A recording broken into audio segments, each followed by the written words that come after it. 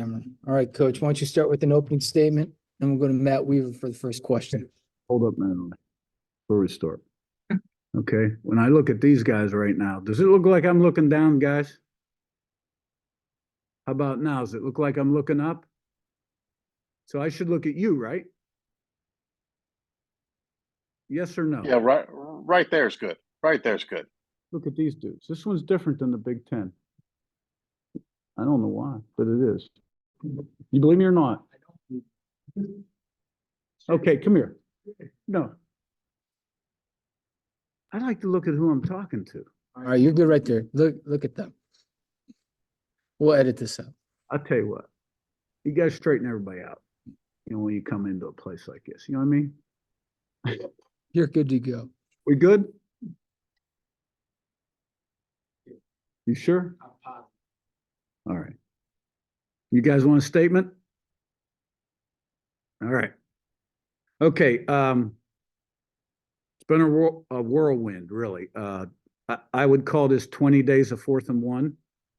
I'm living in a university house a couple blocks from town. I have not seen town during the daylight yet. I leave in the dark. I get home in the dark. It's been a lot of 4:30, 5 a.m. Mornings till 10:30, 11:30 at night. Was even in the office 12:30 one night. Haven't done that since 1986. So, but it was crunch time. It had to be done. Caught flack from my wife for working too late. Made her kind of understand the importance of this time period, which I think is hugely important time period for determining what kind of team we have in the fall. Because you got players in the portal, you got to get some of those guys back, and then you got to bring players in from the portal. And that was the priority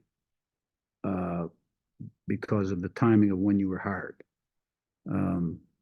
So pretty good that a 60-year-old guy can still go at it like that. Although I do think I fell asleep for a half second this morning on the way to work, hit a curb and blew a tire. So my car dealer's not going to be real happy with me. I think we got a lot done. We started building some momentum about 7-8 days ago, and that momentum has continued to build.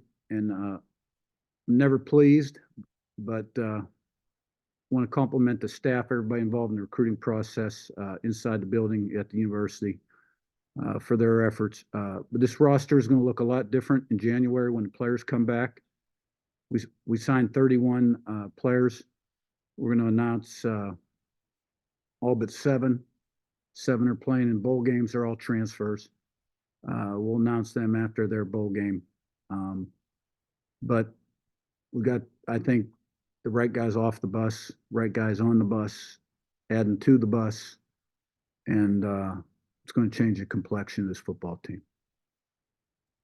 All right, we'll start with Matt and then go to Zach. Why don't you guys please state your name and affiliation? Hey, Coach, how you doing? Good. Matt Weaver with 247 Sports. Wanted to ask you, you mentioned portal guys. You brought in Curtis Rourke from Ohio. You're a quarterback guy. What when you watched him, when you evaluated him, what stood out about him as a quarterback, and why did you feel comfortable bringing him in to possibly be your starter next year? Yeah, well, he'll compete for it, but he's got a body of work, and that's what I look for in a portal. I look for guys that have a body of work, guys that have started, played the entire season without getting injured, and have production. And multiple years of production is even better, because I firmly believe this. Like, there are some intangible qualities that it takes to be a starter and make it through a season. You got to be able to handle adversity, success, have consistency in performance. There's just some characteristics and traits. So I'd much rather have a guy that's put it on the field and has statistical numbers than a guy that's maybe second or third team at the #1 team in the country and has great potential, but he was sitting behind 2 really good guys. I don't buy that. Good players find a way to get on the field. All right. Rourke was player of the year in the league. He knows how to play quarterback. It's very evident to me. Tom Brady knew how to play quarterback. Philip Rivers, who I coached, knew how to play quarterback. And knowing how to play quarterback, it is a lot more than just having an arm and accuracy and making a few outstanding plays. A lot of their greatest plays go unnoticed.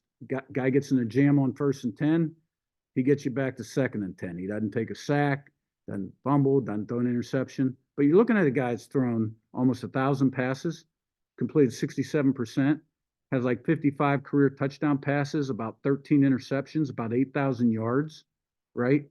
Won 10 games and 9 games the last 2 years. He's 6'5", 231 pounds. And his brother was a quarterback before him, and he's in the league with the Jags. It really came down to him declaring for the NFL draft or coming here. And, right now, quarterbacks are attracted to us because when you take 4 different guys in 5 years, and they're all player of the year in the conference, and they all have different styles, they recognize you do a great job at developing quarterbacks. And that's a credit to Tino Sinceri, our quarterback coach, and Mike Shanahan, offensive coordinator. And, I'm involved in that a little bit too. Zach to Mike. Coach, Zach Osterman, Indianapolis Star. I guess a similar question, but you guys took some receivers, obviously, with some really good career numbers, a lot of snaps, a lot of yards, a lot of catches. I guess between them and getting Donovan McCulley back in the fold, just how much was, maybe again, speaking to that idea of sort of proven production, not just potential, but guys that have kind of put it on the field, put it on tape. How important was that in this short space of time for you? Well, again, that's what I look for at all positions. So, I'm not trying to be tough to deal with, but I'm going to give you the same answer at every position. Those guys did it on the field over a number of years. There was a period of time it looked like we have to rebuild our entire receiving corps because McCauley was in the portal. A couple other guys had gone in. We had very low production returning. So we're dealing with a number of guys, spent a lot of time looking at a lot of different guys. Those 3 guys really, I think, are our kind of guys. I was extremely excited when Donovan came back. We got the quarterback commitment. About 2 hours later, Donovan called me. That was a great day. I truly was not expecting that because the word on the street was Florida State. But I think I think a lot of the guys that went in the portal, a lot of them have reached out wanting to come back. I haven't taken them all back. I think they all feel the excitement and they all believe what's going to happen here. And I think Donovan saw that, and being close to home too, and having a brother here, and the receiver development that, we've put in the record books, speak for itself. We've had 2 1,000-yard receivers 2 last 3 years.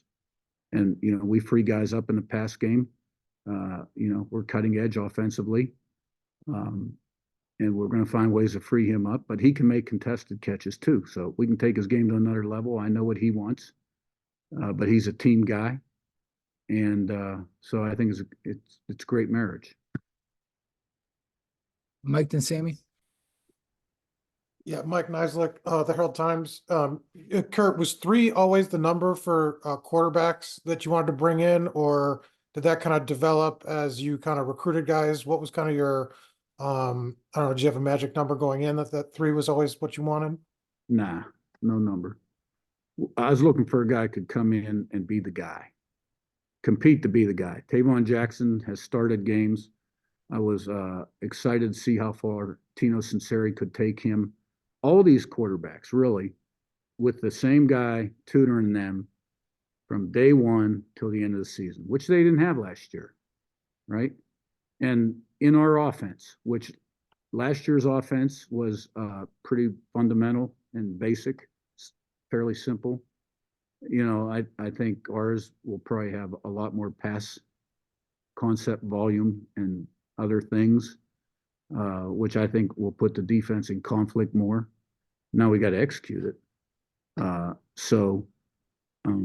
definitely the emphasis was finding the quarterback. And, we thought he was a great candidate. Now he's got to come in and earn it because, Tyler Cherry's a great candidate. And guess what? He's going to be here for spring ball. And, I've had 2 freshmen here in my coaching career that were here for spring ball that were the quarterback in the fall. And they were newcomer of the year, and we had great seasons both years. But we also did not have another quarterback with the body of work that Curtis Rourke has. And Curtis Rourke knows how to play quarterback. And while he's got to do it between the white lines at Indiana.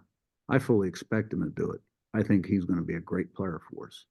But, everything's earned, not given. Nobody's like promised anything. Like I do have guys, am I going to be able to do this, do that? Once in a while, guy wants you to promise. What are you, nuts? I'm going to promise you something, so that goes around the locker room. Like nobody has anything. Like everything's earned. So that's how we run our program. You mentioned Tyler enrolling early. Do you know how many of your high school recruits are going to be able to enroll early yet? 6. 6. Thank you. Right, Sammy the Mason. Excuse me. I'm Coach Sammy Jacobs from Hoosier Huddle. What was the process like to reevaluate, re-recruit both the commits who were committed to the previous staff and then the players who went into the portal and are looking to come back? What I always do when this is my 4th head coaching job, and the first 2 were major rebuilds, and we won big year 1. And I fully expect to win big this year. But the first thing I do the day before I get there is I have the previous staff rank the returning team 1 to 50. Every coach does his own rating.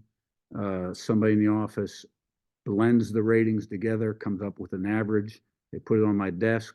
So the minute I walk in my office, that thing's sitting there. And this guy's the number 1 rated guy on the team. This guy's the number 50 rated guy on the team. So I get a good feel for the roster right there. Now, some of those guys are in the portal, some of them aren't, right? And then the next day, I interviewed the old staff, every one of them. I sit down 20 minutes to an hour. Okay, we talk. I respect those guys. I've been fired before as an assistant coach when I was young, right? It's part of the business. I get it. They aren't bad coaches. They're a lot of damn good coaches that were on that staff last year. Okay, but we talk about the kids. I'll make a few notes. So, I have a little bit more of a feel. Not only for what they were ranked in the top 50, but is he a good teammate? Is he consistent? Does he work hard? Is he committed? Is he a pain in the ass? Right? And so a lot of those guys in the portal that you don't get great reports about, it's easy nowadays. Guy goes in the portal, non-renew him. You don't have to call him in your office, have a talk with him, call his parents, explain the situation. They chose to leave the program, right? Some of the guys in the portal you're trying to retain. Okay, well, you're just recruiting them now. It's no different than recruiting a portal guy somewhere else. The difference is you're selling your vision and how it's going to change and exactly what it's going to feel like when you've been invested in the program and now begin to have this success. And a lot of them buy into it. Most of them do. But some of them are just ready for a change. Mason then Todd. Coach, thanks for your time. Mason Williams with the Hoosier.com. I heard you mention you're selling a vision to recruits, particularly with the JMU guys, either that came to you now in Bloomington through the portal or that are following you were previous JMU commits now at Indiana. Was it more so a challenge to sell Bloomington on these guys, or is it still a lot of your staff is coming over, you're still selling them the same message that you would have sold them at JMU? Well, look, the JMU guys that went in the portal, that's college football nowadays. Head coach gets fired, head coach leaves, kids jump in the portal. I do feel sort of bad for the program, the people that built that program, but they'll be okay. I have tremendous respect for the leadership at that place. I know I'm a villain back there right now. Everybody thinks I've tampered with their players, blah, blah, blah. Hadn't happened. I did a tweet. There was a JMU manual on my desk. I caught flack for that. I mean, I always keep the coach's manual front center of my desk. Anybody that's ever been in my office will tell you that. And every time I take a new job, I don't change the cover until July, right before we're getting ready to go to training camp. Because that manual, guess what? That ain't JMU's. That's my philosophy on how we run a program. That's what that manual is. Okay? The JMU guys, it was just a matter of them coming out and seeing the place. I didn't have to sell them. They believe that they're going to win. They think like champions. They believe in the coaches. They believe in the program. They believe, they're going to step on foot and make a difference. And guess what? I believe that too. All they had to do was like the place. Now, do we have to change the way some people think? Yeah, we do. But, here's the deal. When you go through 3 poor seasons like what's happened here, You have a certain group of guys on this football team that have a chip on their shoulder, and they got something to prove. Those are the guys you want. Then you got a certain group that succumbed to the negativity, blame others, have given up. Those are guys you don't want. We're bringing a bunch of really good football players in here that are used to being successful from all different schools, a lot of Power 5 schools, adding them to the guys that we have retained to create a new roster, which is going to, when everybody comes here in January, this is where we're going, this is how we're going to get there. Okay, and there will be a new culture, identity here, and expectation level, and the way we play the game. And we're not done recruiting yet. We've signed 31 new ones today. We have 21 mid-year transfers coming in, and I expect to add 3 to 5 more transfers before classes start. Todd, then Seth. Hey, Curt, Todd Golden with CNHI Indiana. When it comes to that culture you were just talking about, meshing the recruits you're getting and some of the guys you kept, where does that process start? I mean, when you talk to them, I don't get the question. Well, when you recruit them, how do you sell your vision of your culture? I mean, what's the first thing Who are say? you talking about? The high school guys, the transfers? Who? All of the above. I mean, how do you, is there a one It's size pretty, fits all? yeah, it's pretty simple. I win. Google me. Seth and Rabbi. Seth Tao with the Daily Hoosier. Curt, this is the first time we've talked to you since your introductory press conference a few weeks ago. Just, the staff that you put together, you said, back then you said you couldn't talk about them specifically because they were like recruits. Obviously now everything's official. Just wondering if you could take us through the process of how you assembled the staff you've put together here. You brought some coaches with you from JMU. You brought some people in from outside. Just how did that all come together? It came together pretty fast. I brought a good nucleus from JMU. Part of my success has been because of the staff continuity. A guy like Brian Hayes has been with me 10 years, Mike Shanahan 9, my team's guy 6, my weight guy 5. Not always in the same position they're in today. I got guys on my staff that I hired for $6,000 10 years ago, and now they're coordinators, at the P5 level. So, they know how I am, how I run the program. They know how to manage me a little bit, some of my little moods. But you're looking to put the best staff together for Indiana. We brought some new coaches in that we're excited about. There's a lot of good coaches out there. Whoever you bring in that's new, you got to mold them a little bit into your way of doing things and how you do things. And, that's what's going on right now. Rabbi, then Jack. Hey, Coach, appreciate your time. Jeff Rabjohns. A lot of people have heard really good things about your offensive coordinator, Shanahan, and Tino Sinceri. What do you like about them, and what makes them successful running an offense, developing quarterbacks, developing receivers? They have a good mentor.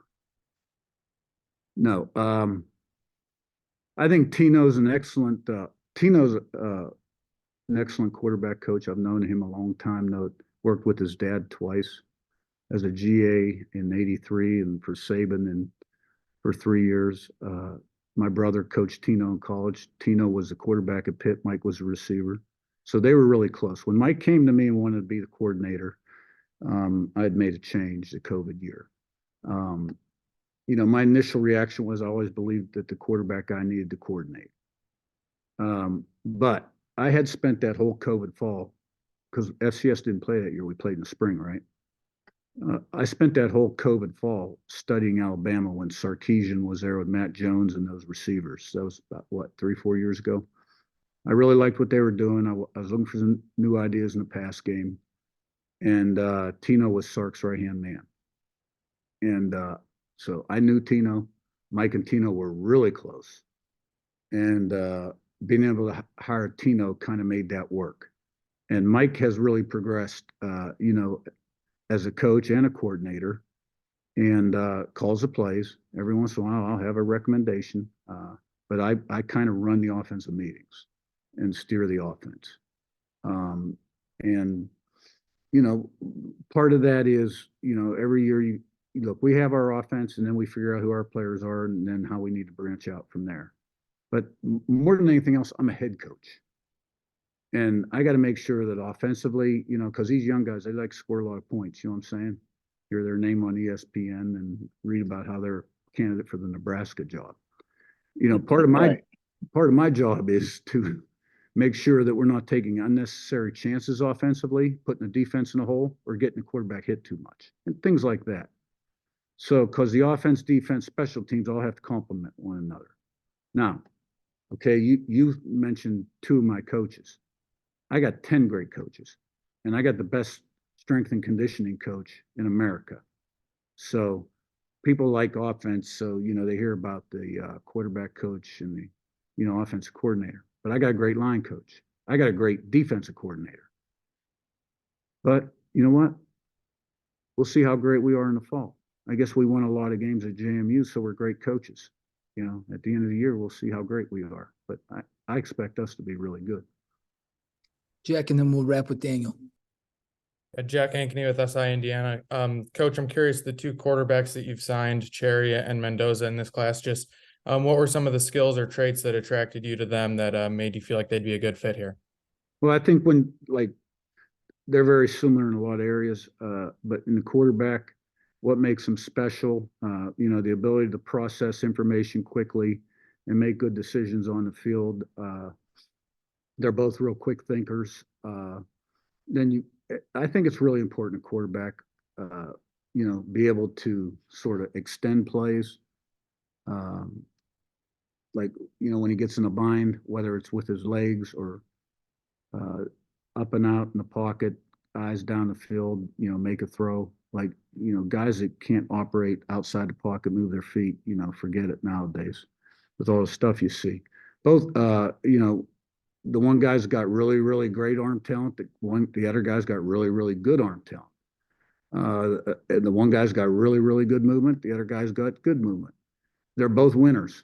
Their teams win, like, and they win big. And they're both really smart. And excited about both of them. One guy will be here for spring ball. One guy won't. Daniel, last one. Yeah, Coach Daniel Flick, IDS. You mentioned some of the early mornings and late nights you've had so far on the job. Pretty simply, what drives you, and maybe what's the reason for your continued passion at this stage in your career? I knew in 3rd grade I wanted to coach. You know, oldest kid. Dad went with Bobby Bowden to West Virginia. You know, I was that guy that was on the sideline in the locker room, listening to Bobby talk to the team at halftime. Always wanted to have a legacy as a head coach. And, you know, what drives me is winning, to be honest with you. But we win the right way. And, you know, I had a legacy at JMU, could have stayed there and won a lot of games. I think I'm one of the top winningest active coaches right now in college football. I think I'm in the top 7, if I'm not mistaken. I don't plan on that changing here at Indiana.